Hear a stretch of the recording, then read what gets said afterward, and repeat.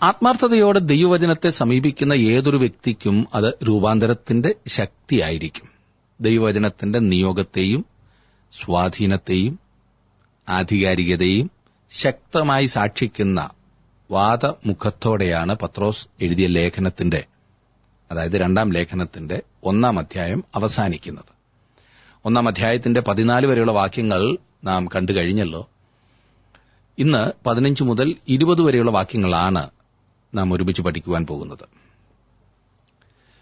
2 പത്രോസ് 1-ാം അധ്യായം 15 മുതൽ 20 വരെയുള്ള ഭാഗത്ത് പത്രോസ് കൈകാര്യം ചെയ്യുന്ന വിഷയം തിരുവെഴുത്തുകളുടെ ആധികാരികതയെ നിവൃത്തിയായ പ്രവചനം സാക്ഷ്യപ്പെടുത്തുന്നു എന്നാണ്.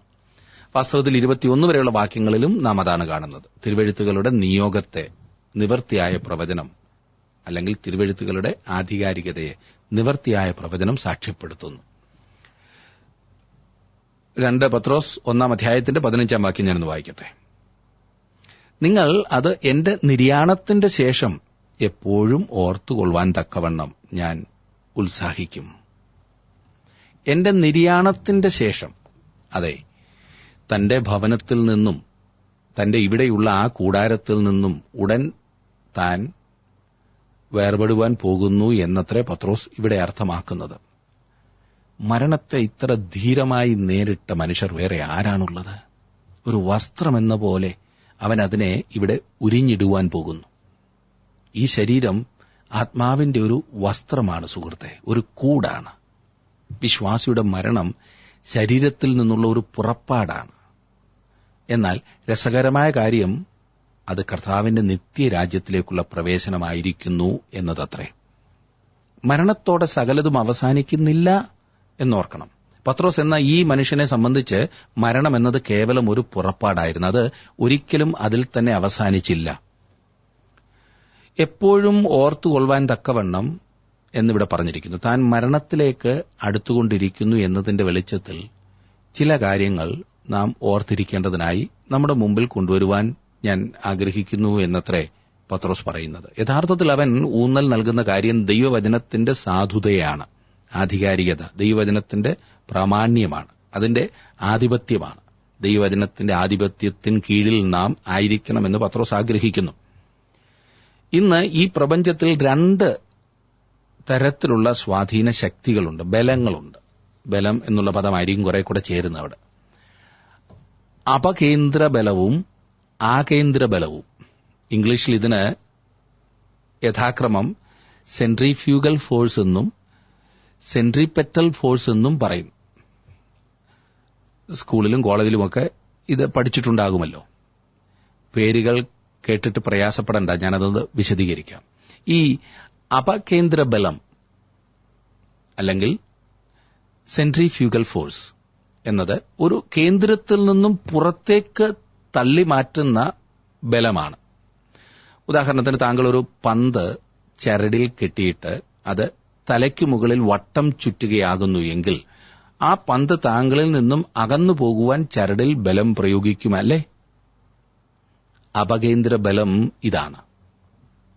എന്നാൽ ആകേന്ദ്ര ബലം അല്ലെങ്കിൽ സെൻട്രിപെറ്റൽ ഫോഴ്സ് എന്ന് പറയുന്നത് ഇതിന് നേരെ വിപരീതമാണ്. അത് കേന്ദ്രത്തിലേക്ക് വലിച്ചടുപ്പിക്കുന്നു. ദൈവവചനത്തോടുള്ള ബന്ധത്തിൽ പരസ്പര വിരുദ്ധമായ ഈ 2 ബലങ്ങളെയും ശക്തികളെയും പത്രോസ് കൈകാര്യം ചെയ്യുന്നതാണ്. താങ്കളും ഞാനും ഇന്ന് ജീവിക്കുന്ന ഈ ലോകത്തിൽ നിന്ന് നമ്മെ പുറത്തേക്ക് ഉന്തി മാറ്റുന്ന, തള്ളിവിടുന്ന ഒരു അപകേന്ദ്ര ബലമുണ്ട്. അതുപോലെ തന്നെ ഈ ലോകത്തിലേക്ക് നമ്മെ വലിച്ചടുപ്പിക്കുകയും ദൈവവചനത്തിൽ നിന്നും നമ്മെ അകറ്റുകയും ചെയ്യുന്ന ഒരു ആകേന്ദ്ര ബലവും ഉണ്ട്, സെൻട്രിപെറ്റൽ ഫോഴ്സ്. പ്രിയ സുഹൃത്തെ, ഇതിൽ അപകേന്ദ്ര ബലമാകുന്നു ദൈവവചനം. അത് താങ്കളെ ലോകത്തിന്റെ വ്യവസ്ഥയിൽ നിന്നും തള്ളിമാറ്റുന്നു. അത് താങ്കളെ ദൈവത്തിങ്കിലേക്ക് അടുപ്പിക്കുന്നു. ലോകവ്യവസ്ഥയിൽ നിന്നും നമ്മെ ഉന്തി അകറ്റുവാൻ കഴിയുന്നത് ദൈവവചനത്തിനു മാത്രമാകുന്നു. എന്റെ വീടിനടുത്തുള്ള ഒരു മനുഷ്യൻ തികച്ചും യാദൃച്ഛികമായി ഒരിക്കൽ എന്നോട് പറഞ്ഞു, സഹോദര, ഞാൻ മദ്യപാനം നിർത്തി. മാത്രമല്ല, ഞാൻ യേശുവിനെ എന്റെ രക്ഷിതാവും കർത്താവുമായി സ്വീകരിച്ചിരിക്കുന്നു. വർഷങ്ങളായി അദ്ദേഹത്തെ എനിക്കറിയാവുന്നതുകൊണ്ട് ആദ്യം അങ്ങോട്ട് വിശ്വസിക്കുവാൻ കഴിഞ്ഞില്ല. എനിക്ക് സംശയം തോന്നി. എന്നാൽ അദ്ദേഹം തന്റെ അനുഭവം പങ്കുവച്ചപ്പോൾ ഞാൻ യഥാർത്ഥത്തിൽ അത് വിശ്വസിച്ചു, ആശ്ചര്യപ്പെട്ടുപോയി. പതിവ് പോലെ ആ വർഷവും ക്രിസ്മസ് ആഘോഷിക്കാനായി ആ മനുഷ്യൻ ഒരു കുപ്പി വില കൂടിയ മദ്യം തലേന്ന് തന്നെ കരുതിയിരുന്നു. പിറ്റേന്ന് ക്രിസ്മസ് ദിനത്തിൽ വളരെ നേരത്തെ അദ്ദേഹം ഉറക്കമുണർന്നു. നമ്മുടെ നാട്ടിൽ ക്രിസ്മസും ന്യൂ ഇയറും ഈസ്റ്ററുമൊക്കെ ആഘോഷിക്കുന്നത് ഈ സാധനം വെച്ചിട്ടാണല്ലോ. അതുകൊണ്ടാണല്ലോ മറ്റെന്തിനേക്കാളും കൂടുതൽ കോടികൾ ഇതുകൊണ്ട് തന്നെ വിറ്റുവരവുണ്ടാകുന്നത് ഈ സീസണിൽ. ഏതായാലും മദ്യപാനത്തിനുള്ള ആസക്തി തന്റെ ഹൃദയത്തിൽ നിറഞ്ഞു നിൽക്കുകയാണ്. എന്നാൽ അന്ന് പ്രഭാതത്തിൽ എന്തോ തന്റെ റേഡിയോ ഒന്ന് ട്യൂൺ ചെയ്യുവാൻ അദ്ദേഹത്തിന് തോന്നി. അദ്ദേഹം അതേക്കുറിച്ച് പറയുന്നത് ഇങ്ങനെയാണ്: റേഡിയോ ഞാൻ ഓൺ ചെയ്തപ്പോൾ ആദ്യം കേട്ടത് ദൈവവചനമാണ്. അന്നത്തെ ദൂത് പ്രത്യേകിച്ചും മദ്യപാനത്തിന്റെ ദോഷത്തെക്കുറിച്ചായിരുന്നു. അതെന്നോട് ദൈവം നേരിട്ട് സംസാരിക്കുന്നത് പോലെ തോന്നി. ഒടുവിൽ രാവിലെ തന്നെ കുടിക്കുവാൻ കരുതിയിരുന്ന മദ്യക്കുപ്പി ഞാൻ കൈയിലെടുത്തു. ഇതുകൂടി കുടിച്ചിട്ട് പിന്നെ ജീവിതത്തിൽ ഇതേൽ ഞാൻ തൊടില്ല എന്ന് എന്റെ മനസ്സിൽ വലിയ ഒരു തീരുമാനമങ്ങെടുത്തു. എന്നാൽ ഞാൻ കേട്ട ദൈവവചനം എന്നെ വിലക്കി. ഞാൻ ആ മദ്യം കുപ്പിയോടെ നശിപ്പിച്ചു കളഞ്ഞു. പിന്നെ ഇന്നുവരെ കുടിച്ചിട്ടില്ല. അന്ന് തന്നെ ഞാൻ യേശുവിനെ രക്ഷിതാവായി സ്വീകരിക്കുകയും ചെയ്തു. എത്ര അനുഗ്രഹീതമായ ഒരു അനുഭവമില്ലേ? പ്രിയ സുഹൃത്തെ, ദൈവവചനത്തിന്റെ സ്വാധീനം ഇതാണ്.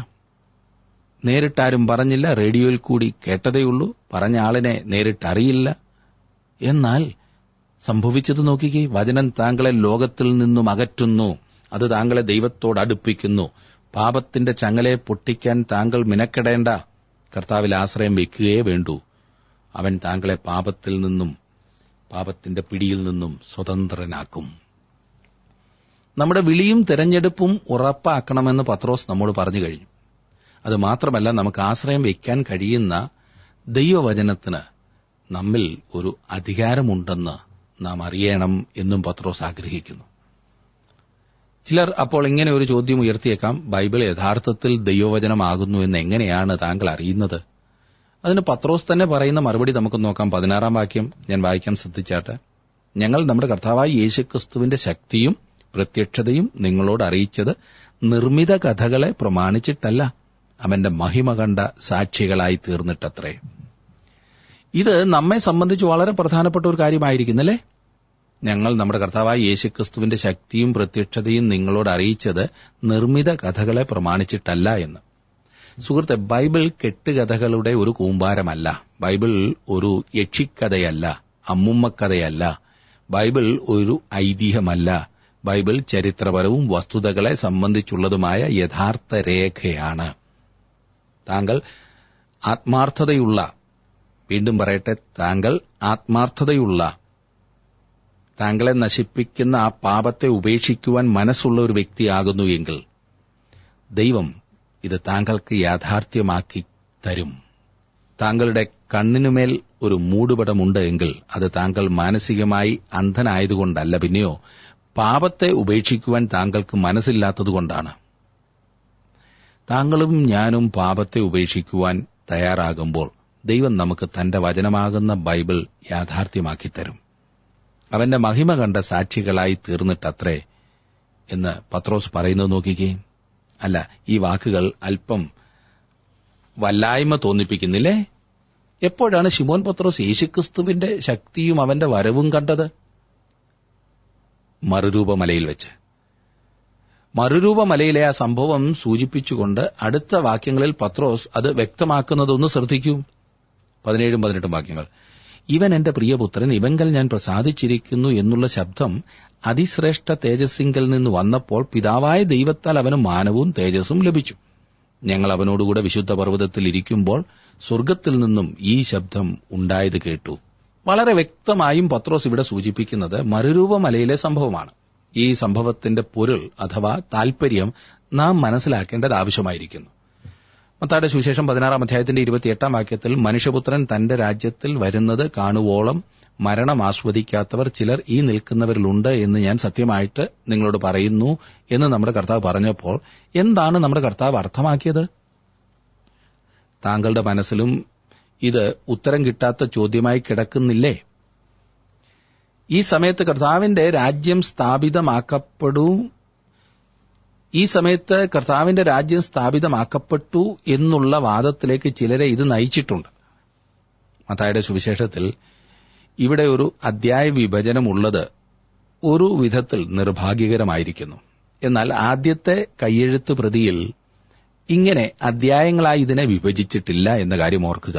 ഈ ഭാഗം തുടരുന്നത് ഇങ്ങനെയാണ്: 6 ദിവസം കഴിഞ്ഞ ശേഷം യേശു പത്രോസിനെയും യാക്കോബിനെയും അവന്റെ സഹോദരനായ യോഹന്നാനെയും കൂട്ടി തനിച്ചൊരു ഉയർന്ന മലയിലേക്ക് കൊണ്ടുപോയി. അവരുടെ മുമ്പാകെ രൂപാന്തരപ്പെട്ടു. അവന്റെ മുഖം സൂര്യനെപ്പോലെ ശോഭിച്ചു. അവന്റെ വസ്ത്രം വെളിച്ചം പോലെ വെള്ളയായിത്തീർന്നു. യേശുക്രിസ്തുവിന്റെ രൂപാന്തരം വരുവാനുള്ള രാജ്യത്തിന്റെ ഒരു ചെറിയ ചിത്രമായിരുന്നു. ഈ സമയത്ത് മോശയും ഏലിയാവും ക്രിസ്തുവിനോടൊപ്പം പ്രത്യക്ഷപ്പെടുന്നതായി നാം കാണും. മോശ പഴയ നിയമത്തിലെ ന്യായപ്രമാണത്തെ പ്രതിനിധീകരിക്കുന്നു. ഏലിയാവ് പഴയ നിയമത്തിലെ പ്രവാചകന്മാരെ പ്രതിനിധീകരിക്കുന്നു. അവർ കർത്താവുമായി സംഭാഷിച്ചുകൊണ്ടിരിക്കുകയായിരുന്നല്ലേ? എന്തായിരുന്നു അവർ സംഭാഷിച്ചുകൊണ്ടിരുന്ന വിഷയം? ക്രിസ്തുവിന്റെ മരണത്തെക്കുറിച്ച് അവർ ചർച്ച ചെയ്യുകയായിരുന്നു. അവന്റെ പുറപ്പെടലിനെക്കുറിച്ച്, അത് ഈ ലോകത്തിന്റെ മുറിയിൽ നിന്നും പിതാവിന്റെ സാന്നിധ്യത്തിലേക്കുള്ള അവന്റെ യാത്രയെക്കുറിച്ച്. പഴയ നിയമത്തിൽ അവർ അതേക്കുറിച്ച് എഴുതിയിട്ടുണ്ടായിരുന്നു. മറുരൂപ സമയത്ത് അവർ സംസാരിച്ചതും അതേക്കുറിച്ചായിരുന്നു. അവിടെ ആ രൂപാന്തരം കാണുവാൻ 3 ശിഷ്യന്മാർ സന്നിഹിതരായിരുന്നു, അല്ലെ? അവർ ജീവിക്കുന്ന വിശുദ്ധന്മാരെ പ്രതിനിധാനം ചെയ്യുന്നു. മോശയും ഏലിയാവും പഴയ നിയമത്തിലെ മരിച്ചുപോയ വിശുദ്ധന്മാരെ പ്രതിനിധീകരിക്കുന്നു. സഭ ആ സമയത്ത് സ്ഥാപിതമായിട്ടില്ലായിരുന്നു എന്നത് ശരിയാണ്. എന്നാൽ സഭ എന്ന വിശ്വാസികളുടെ സമൂഹത്തിന്റെ ആരംഭത്തിൽ അതിൽ ഉൾപ്പെടാനുള്ളവർ ആയിരുന്നു ഈ 3 ശിഷ്യന്മാർ. അവർ അപ്പസ്തോലന്മാരായിരുന്നു. അതുകൊണ്ട് ഈ മറുരൂപ മലയിലെ സംഭവം ഒരു രൂപാന്തരത്തിന്റെ സന്ദർഭം ദൈവരാജ്യത്തിന്റെ ഒരു ചെറിയ ചിത്രം നമുക്ക് തരുന്നു. രൂപാന്തരത്തിന് ശേഷം ഉടൻ തന്നെ കർത്താവായ യേശുക്രിസ്തുവും ശിഷ്യന്മാരും ആ മലയിൽ നിന്നും താഴെ ഇറങ്ങി വന്നു. അവിടെ അവർ ഭൂതം ബാധിച്ച മകനോടൊപ്പം ഒരു മനുഷ്യനെ കണ്ടുമുട്ടുന്നു. മറ്റ് ശിഷ്യന്മാർക്ക് ആ ബാലനെ സുഖപ്പെടുത്തുവാൻ കഴിഞ്ഞിരുന്നില്ല എന്ന് ആ മനുഷ്യൻ കർത്താവിനോട് പറയുന്നതായി മത്തായിയുടെ സുവിശേഷം 17-ാം അധ്യായത്തിൽ 16-ാം വാക്യത്തിൽ നാം വായിക്കുന്നു. അത് കണ്ടുകൊണ്ട് നിന്ന ജനം ശിഷ്യന്മാരെ കളിയാക്കുകയും പുച്ഛിക്കുകയും ചെയ്തുകൊണ്ടിരുന്നു. ഇത് ഈ കാലത്തെയും ചിത്രീകരിക്കുന്നതായ ഒരു സംഭവമാണ്. രാജ്യം ഇപ്പോൾ തൽക്കാലത്തേക്ക് മാറ്റിവെച്ചിരിക്കുകയാണ്. കർത്താവായ യേശുക്രിസ്തു ഇന്ന് ദൈവത്തിന്റെ വലത്തുഭാഗത്താകുന്നു. മുമ്പേ കടന്നുപോയ പഴയ നിയമത്തിലെയും പുതിയ നിയമത്തിലെയും വിശുദ്ധന്മാർ ഒക്കെയും അവനോടൊപ്പമാകുന്നു. അതേസമയം ഇവിടെ ഈ ഭൂമിയിൽ ജീവിക്കുന്ന നാം ഒരു പൈശാചിക ലോകത്തിലാകുന്നു. ഈ കാര്യത്തിൽ താങ്കൾക്ക് സംശയമുണ്ടെങ്കിൽ ഇത് ബോധ്യപ്പെടാനായി താങ്കൾ വർത്തമാനപത്രം വായിക്കുകയോ ടെലിവിഷൻ വാർത്താ പ്രക്ഷേപണം ശ്രവിക്കുകയോ ചെയ്താൽ മതി. ലോകം ഇന്ന് അങ്ങേയറ്റം താറുമാറായിരിക്കുന്നു. ഗർഭിണിയുടെ വയർ കുത്തിക്കീറി ചോരക്കുഞ്ഞിനെ പുറത്തെടുത്ത് തറയിൽ അടിച്ചു കൊല്ലുന്നതിൽ ആഹ്ലാദിക്കുന്ന മനുഷ്യൻ, മനുഷ്യനെ ജീവനോടെ ചുട്ടുകൊല്ലുന്നതിൽ ചാരിതാർത്ഥ്യം കാണുന്ന മനുഷ്യൻ, പെൺമക്കളെ അമ്മയപ്പന്മാർക്ക് മുൻപിലിട്ട് ബലാത്സംഗം ചെയ്യുന്നതിൽ ആനന്ദിക്കുന്ന മനുഷ്യൻ. ആരുടെ ആധിപത്യത്തിലാണ് ഇന്നതൊക്കെ നടക്കുന്നത്? അധികാരത്തിന്റെയും മതത്തിന്റെയും പേരിൽ മനുഷ്യൻ മനുഷ്യന് നേരെ കടിച്ചു കീറുന്ന ചെന്നായ്ക്കളെപ്പോലെ ചാടി വീഴുമ്പോൾ ആരാണ് ഇതിന് പിന്നിൽ പ്രവർത്തിക്കുന്നത്? അതെ, ഈ ലോകം പൈശാചികതയുടെ തനി സ്വഭാവം വെളിപ്പെടുത്തുകയല്ലേ അതിലൂടെയൊക്കെ ചെയ്യുന്നത്? ഈ ലോകം അത്യന്തം പൈശാചികമായിക്കൊണ്ടിരിക്കുന്നു സുഹൃത്തെ. സഭ ഈ ലോകത്തിന് പ്രത്യാശയുടെയും ശക്തിയുടെയും സന്ദേശം നൽകുവാൻ കടപ്പെട്ടിരിക്കുന്നുവെങ്കിലും അത് ഈ പൈശാചിക ലോകത്തെ സഹായിക്കുന്നില്ല. അതിന്റെ ഫലമായി സഭ ഇന്ന് പരിഹസിക്കപ്പെട്ടുകൊണ്ടിരിക്കുന്നു. പൈശാചിക ലോകത്തിന്റെ ദുഷ്ടതകളിൽ നിന്ന് സമാധാനത്തിനും സുരക്ഷിതത്വത്തിനുമായി ഓടിവരുന്നവർക്ക് ആശ്രയവും അഭയവും ആയിരിക്കേണ്ട സഭയിൽ ഇന്ന് നടക്കുന്നത് എന്താണ്? ഒരു വശത്ത് കക്ഷിയും പക്ഷവും മത്സരവും, മറുവശത്ത് സകലത്തിനോടും അനുരഞ്ജനം. ഒരർത്ഥത്തിൽ അല്ല, ശരിയായി പറഞ്ഞാൽ സഭ അത് ആയിരിക്കേണ്ടതുപോലെ പിതാവിന്റെ പരിപാടിയിൽ ആയിരിക്കുന്നില്ല എന്നതാണ് ഇതിന് കാരണം. അയ്യോ, സഭ അതിന്റെ യഥാർത്ഥ നിലയിലേക്കൊന്ന് മടങ്ങി വന്നെങ്കിൽ എന്ന് കരഞ്ഞു പോകുകയാണ്. തീർച്ചയായും ദൈവവചനത്തിന് പ്രാധാന്യം നൽകുന്നതും അതിൽ നിലനിന്നുകൊണ്ട് ത്യാഗപൂർവം ദൈവത്തിന്റെ സന്ദേശം ലോകത്തിന് നൽകുന്ന വിശുദ്ധ ഗണങ്ങൾ അവിടെ ഉണ്ട് എന്ന് ഞാൻ ഓർക്കുന്നു. അങ്ങനെയുള്ള സഭകൾക്കായി ഞാൻ ദൈവത്തെ സ്തുതിക്കുന്നു. മറുരൂപമലയിൽ ശിമോൻ പത്രോസ് കർത്താവിനോടൊപ്പം ഉണ്ടായിരുന്നു എന്ന് അവനിപ്പോൾ പറഞ്ഞു കഴിഞ്ഞു.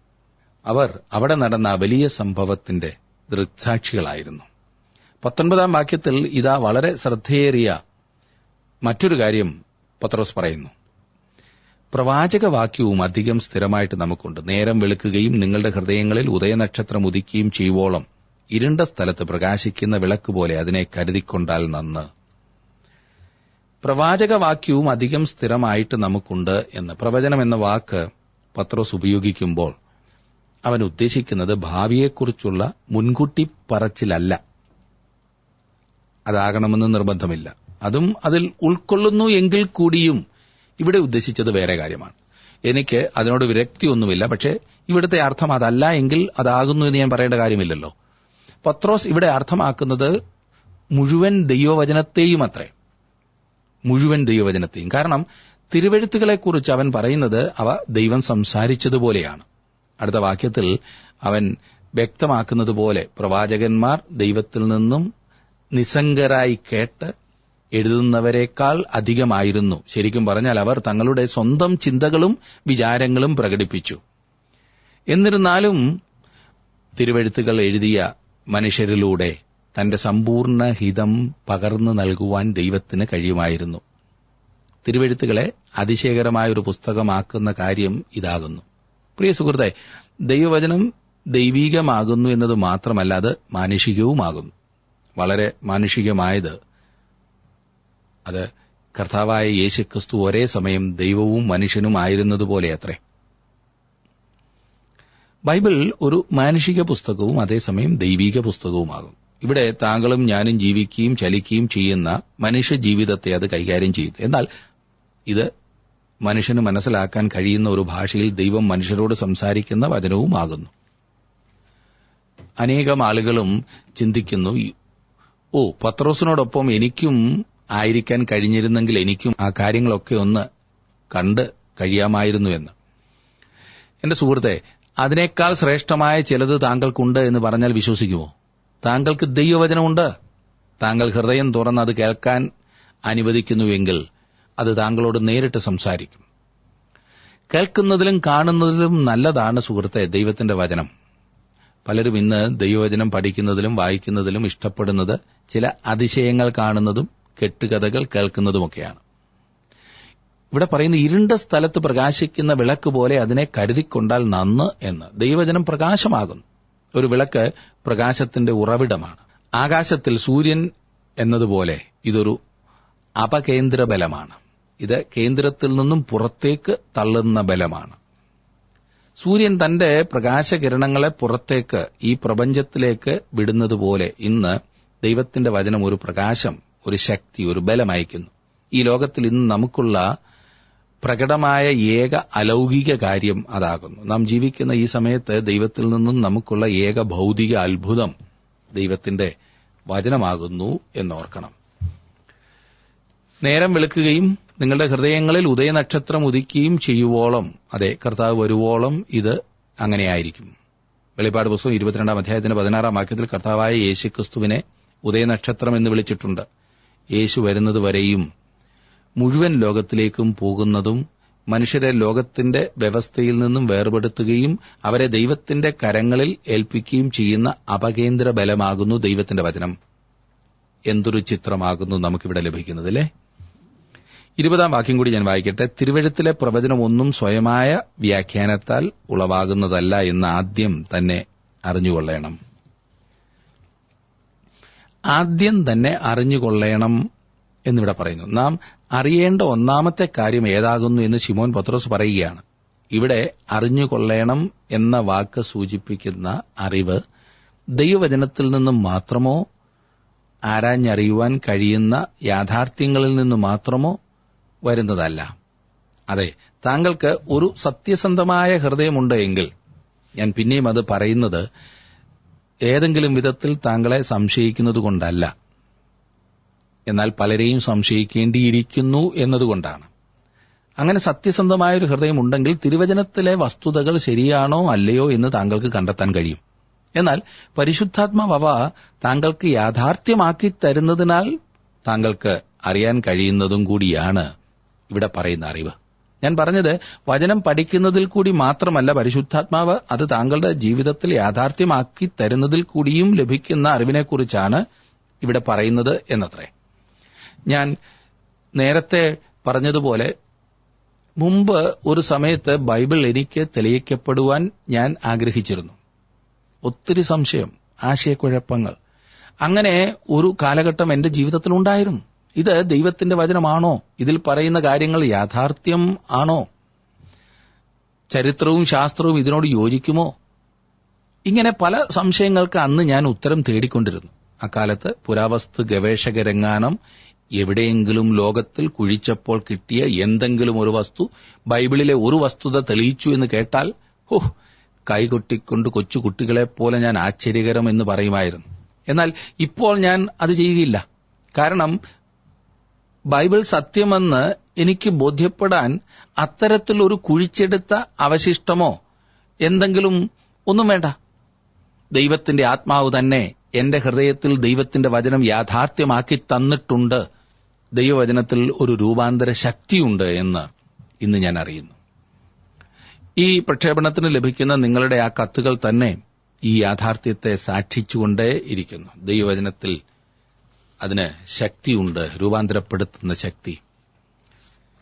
ഇത് നമുക്കറിയാൻ കഴിയുന്ന ഒരു കാര്യമാകുന്നു. പരിശുദ്ധാത്മാവിനാൽ സ്ഥിരീകരിക്കപ്പെട്ട വസ്തുതകൾ ഇത് നമുക്ക് യാഥാർത്ഥ്യമാക്കി തരികയും ചെയ്യുന്നു. തിരുവെഴുത്തിലെ പ്രവചനം ഒന്നും സ്വയമായ വ്യാഖ്യാനത്താൽ ഉളവാകുന്നതല്ല എന്ന് ഇവിടെ പത്രോസ് പറയുന്നത് എന്താണ് എന്ന് ശ്രദ്ധിക്കുക. തിരുവചനത്തിലെ ഒരു ഭാഗവും അതേ വിഷയത്തെക്കുറിച്ച് പറയുന്ന മറ്റു വാക്യങ്ങളിൽ നിന്നും വേർപെടുത്തി വ്യാഖ്യാനിച്ചുകൂടാ എന്നത്രേ പത്രോസ് ഇവിടെ പറയുന്നത്. അതായത് ഏതെങ്കിലും ഒരു വിഷയത്തെക്കുറിച്ചുള്ള ശരിയായ അറിവ് ലഭിക്കണമെങ്കിൽ ആ വിഷയത്തെക്കുറിച്ച് തിരുവെഴുത്തിൽ പറഞ്ഞിട്ടുള്ള എല്ലാ ഭാഗങ്ങളും താങ്കൾ പരിശോധിക്കണം എന്ന്. തിരുവചനത്തിൽ നിന്നും ഏതെങ്കിലും ഒരു ചെറിയ വാക്യം ഉയർത്തിപ്പിടിച്ച് അതിന്മേലൊരു ഉപദേശം സ്ഥാപിക്കാൻ ശ്രമിക്കുന്നതിനെ ഞാൻ വളരെയേറെ എതിർത്തു പറയുന്നതിന് കാരണം ഇതത്രേ. താങ്കളുടെ ഉപദേശത്തെ ഉറപ്പിക്കുവാൻ തിരുവചനത്തിന്റെ മുഴുവൻ ഭാഗവും താങ്കൾക്ക് ലഭിക്കുന്നില്ല എങ്കിൽ എന്റെ സുഹൃത്തെ, പിന്നെ അത് വിട്ടിട്ട് പുതിയൊരു ഉപദേശം താങ്കളുടേതായി അങ്ങ് ഉണ്ടാക്കുന്നതാണ് നല്ലത്. എന്നിട്ട് അതിന്റെ പേരിൽ ഒരു സഭ സ്ഥാപിച്ച് കാര്യം കാണുക. 4 വീലുകളുള്ള ഒരു വാഹനവും ഒറ്റച്ചാടുള്ള ഒരു യൂണിസൈക്കിൾ എന്ന് കേട്ടിട്ടുണ്ട്. ഈ സർക്കസിലൊക്കെ അവർ കൊണ്ട് നടക്കുന്നത്. അതും തമ്മിലുള്ള വ്യത്യാസം ഇതിന് നല്ലൊരു ഉദാഹരണം എന്ന് ഞാൻ കരുതുകയാണ്. ഒറ്റച്ചാടൻ സൈക്കിൾ ഓടിക്കുന്ന ഒരു മനുഷ്യനെ എപ്പോഴെങ്കിലും താങ്കൾ കണ്ടിട്ടുണ്ടെങ്കിൽ അയാളുടെ അതിന്മേലുള്ള ആ ഇരിപ്പ് താങ്കൾ ശ്രദ്ധിച്ചിട്ടുണ്ടാകും. ഇപ്പൊ വീഴും, ഇപ്പൊ വീഴും, ഇപ്പൊ വീഴും എന്ന വിധത്തില് ആ ചാടിന്മേൽ നിന്ന് മറിഞ്ഞു വീഴാതിരിക്കുന്നതിനുള്ള ബാലൻസ് കിട്ടുന്നതിനായി അയാൾ എപ്പോഴും ഇങ്ങനെ ഇളകിയും തിരിഞ്ഞും കൊണ്ടിരിക്കും, അല്ലെ? സർക്കസിൽ ഈ ഒറ്റച്ചാടൻ സൈക്കിൾ ഓടിക്കുന്ന മനുഷ്യനെ ചെറുപ്പത്തിൽ ഞാൻ കണ്ടിട്ടുണ്ട്. അയാൾ അതിന്മേൽ കയറുന്നത് വളരെ രസമായിരുന്നു. ഇങ്ങനെ കണ്ണടച്ച് തുറക്കുന്നതിന് മുമ്പ് ഒറ്റച്ചാട്ടം അതേ കയറിയിരിക്കും. ആ ചാടിക്കയറ്റത്തിൽ ആ സൈക്കിൾ എങ്ങാനും മാറിപ്പോയാൽ അയാളുടെ വീഴ്ച ഉറപ്പാണ്. അങ്ങനെ വീഴുന്നത് അന്ന് ഞാൻ കണ്ടിട്ടുണ്ട്. ഇന്ന് ഇങ്ങനെയുള്ള അനേകം ക്രിസ്തീയ ഉപദേഷ്ടാക്കന്മാരുണ്ട്. അവർ വിശ്വസിക്കുന്ന ആ ഏകവാക്യമാണ് അവരുടെ അടിസ്ഥാനം. പിന്നെങ്ങൊന്നും പറയാൻ പാടില്ല. തിരുവചനത്തിലെ മനോഹരമായ ഒരു വാക്യം വളരെ ആശ്ചര്യജനകമായിരിക്കെ അതൊരു വലിയ സത്യം പറയുന്നുവെങ്കിൽ തിരുവചനത്തിൽ എവിടെയെങ്കിലും കുറഞ്ഞപക്ഷം 2 or 3 വാക്യങ്ങളോ മിക്കവാറും ഒരു മുഴുവൻ അധ്യായമെങ്കിലുമോ അത് സംബന്ധിച്ചിട്ട് ഉള്ളതായിരിക്കും. തീർച്ചയാണ് ശിമോൻ പത്രോസ് നമ്മോട് പറയുന്നത് തിരുവചനത്തിലെ ഒരു ഭാഗവും അതുകൊണ്ട് തന്നെ വ്യാഖ്യാനിക്കരുത് എന്നത്രേ. അല്ലെങ്കിൽ താങ്കളുടെ അനുഭവം വെച്ച് വ്യാഖ്യാനിക്കരുത് എന്ന്.